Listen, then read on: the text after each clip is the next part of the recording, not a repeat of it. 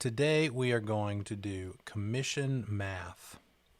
And commission math is usually the one that just seems to click really well with students.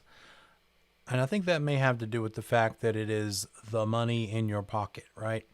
So let's look at the example of a seller agreeing to pay a 6% commission to their listing agent. They're going to pay 6% commission to that listing agent. And let's just say it's a sales price of $500,000. So how do we calculate that? Plug it into the calculator this way. Plug in $500,000, multiply it by 6 and the percent key, and that shows us that the total commission paid is $30,000. $30,000. So does that mean that that listing agent is going to get $30,000? No, of course not. Because usually it's actually the case that you have to share that total commission with another firm, a broker from another firm, and that's okay. That's part of the whole MLS agreement. It's a cooperation, a cooperative agreement. You're increasing the chances of your listing selling faster and possibly for more money if you expose it to a wide range of potential buyers and potential agents. So you know that 6% is going to be shared. And in this case, let's say the listing firm, listing agent, and seller together have decided, okay, we're going to split this 6% if it's another agent bringing the buyer, and I'm going to give half of it to them and keep half of it for us on the listing side. So what's half of 6? Obviously, that means 3% of the sale price is going to the listing firm, and 3% of the sale price is going to the buyer agent firm.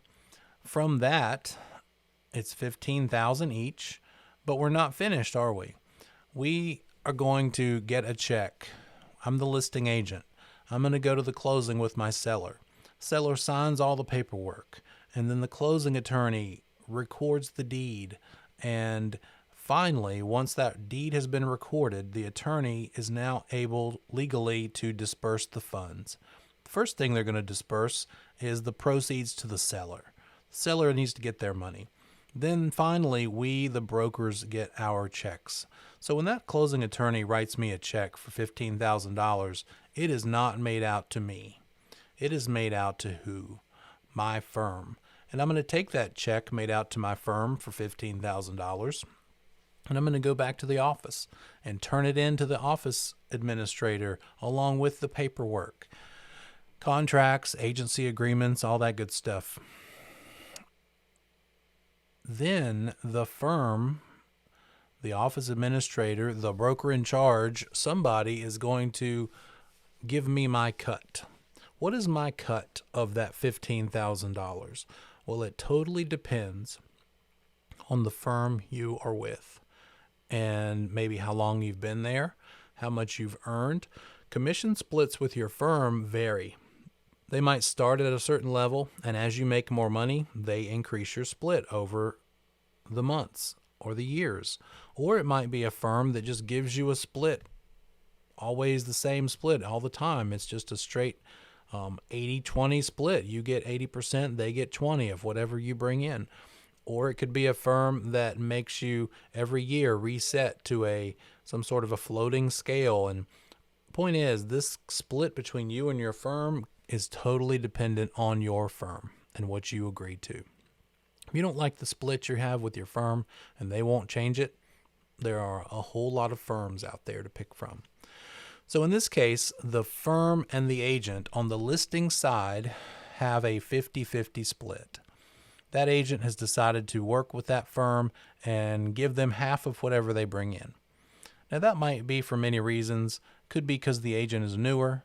It could be because the firm is giving them some extra things that cost more, like some leads. If that firm gives agents leads on potential customers, they're going to want to then pay a smaller split to the agent because they're giving the agent some items of value. Not all firms give leads out to their agents. Some agents have been in the business a while. They have all the business they need. They don't need their firm to give them leads. Therefore, they don't want to pay a higher split to a firm because they're getting the leads on their own, and that's okay too.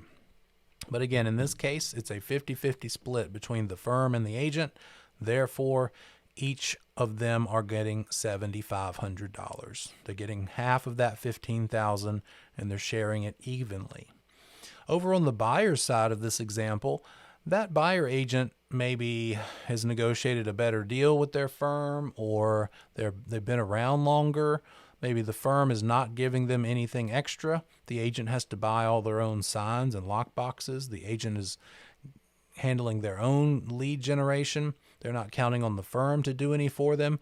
Therefore, the agent is getting an 80% split, leaving the firm with 20%.